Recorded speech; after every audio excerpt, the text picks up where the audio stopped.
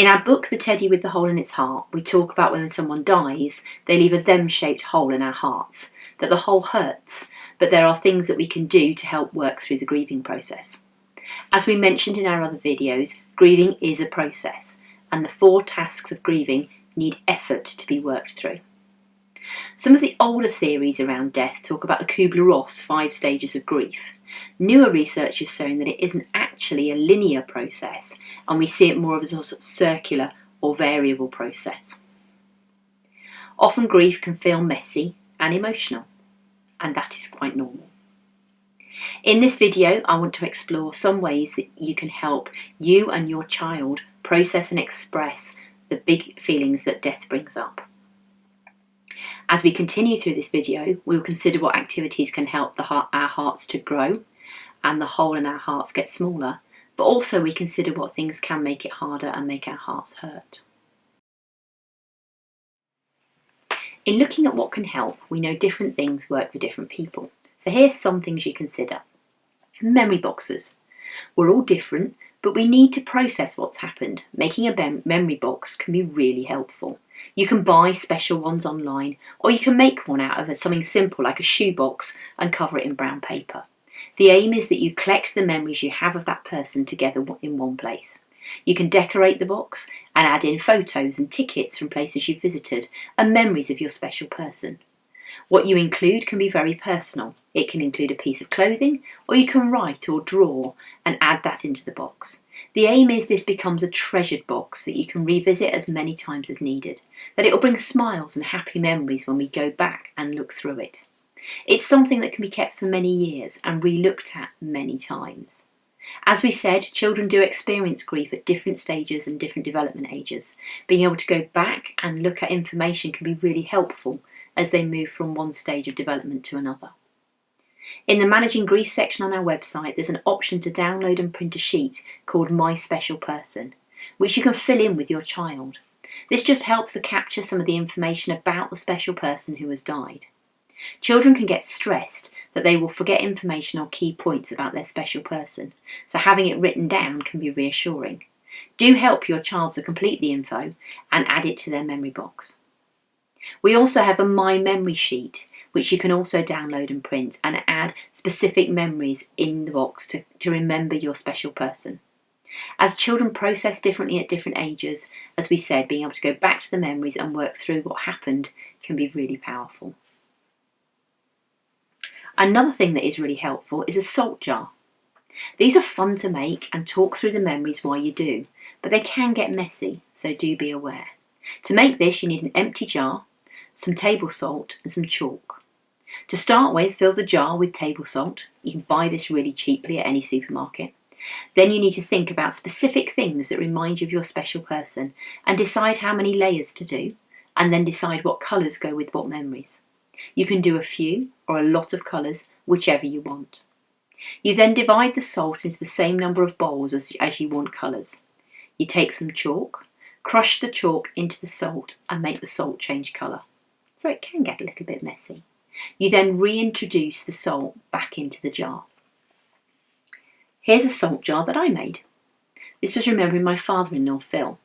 My first colour was blue, as that was the colour of the apron he had on when he was in the kitchen, and he loved cooking in the kitchen. So I have lots of memories of him in the kitchen cooking and enjoying food. The red is for Brentford Football Club, which was his favourite football team and which he supported for many years. And the yellow is there because they live down by the sea. So when we went to visit, we'd often go to the seaside. Adding in layers, I can then capture my memory, and it makes me smile when I look at it. That's how to make a salt jar. Another option is planting a tree or a bush. If you have the space, it can be nice to plant something in memory of your special person who died.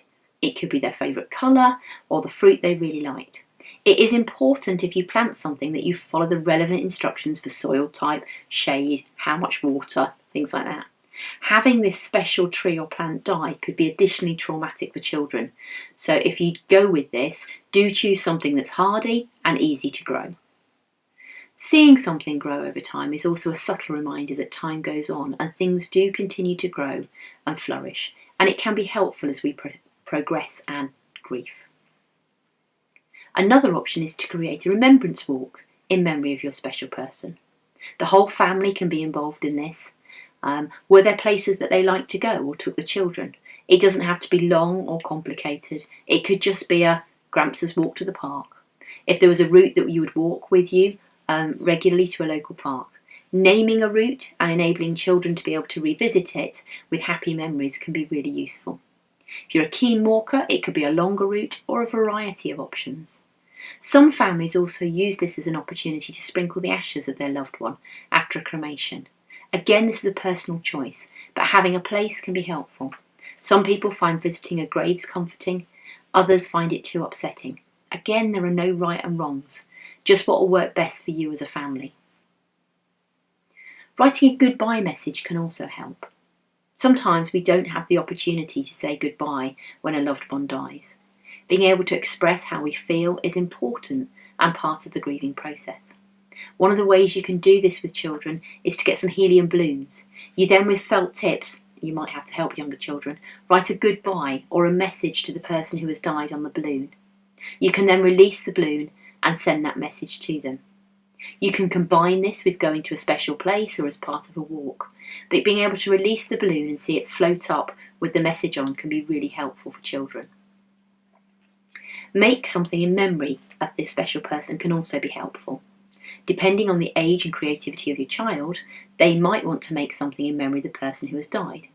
This could be a picture or a poem or even a craft. Whatever way they want to express themselves can be good. You can add the things they make into your memory box. It can be paper or a Lego collection or a collage. Whatever you want is okay. One of the options with making things is a memory cushion. You can make these from favourite t-shirt or a sweatshirt of your special person. You can get these professionally made, or like me, you can watch YouTube videos and have a go yourself at making a memory cushion. Having a memory cushion can be really comforting. One of the other things that people sometimes find helpful is to light a candle in memory of their special person. This can be on a particular date or anniversary, or whenever it's helpful. Lighting a candle is symbolic and helps us to focus. Please do be careful with lit frames and smaller children, however. The aim of these activities is to help us work through the grieving process. We know that a death leaves a hole in our hearts, but over time that things can help our hearts to grow, and proportionally the hole gets smaller. Our special person will always have an impact on us, and over time it won't feel so raw. So we know that some things can make our hearts hurt more, and it's useful to be aware of this. As we mentioned, grief isn't linear, it's more circular, and we can sometimes be surprised by the big feelings and emotions that come out when we aren't expecting them. As old Teddy explains in our book, it's okay to say that it hurts. It's okay to cry and have a hug. It's okay to laugh, and sometimes you might even feel angry. Being aware of what things could spark strong feelings can be useful. These can include particular dates, whether it's an anniversary or a birthday or the first big event your special person hasn't been at. A piece of music or a song can leave us feeling emotional. So often our memories are tied to particular songs, so hearing them again can bring back big feelings. A particular smell or a special meal can sometimes make our hearts hurt again. Sometimes the feelings can be small, but at other times they can feel really big. Do allow your child the opportunity to cry and express their sadness. Allow yourselves time as a family to grieve as well.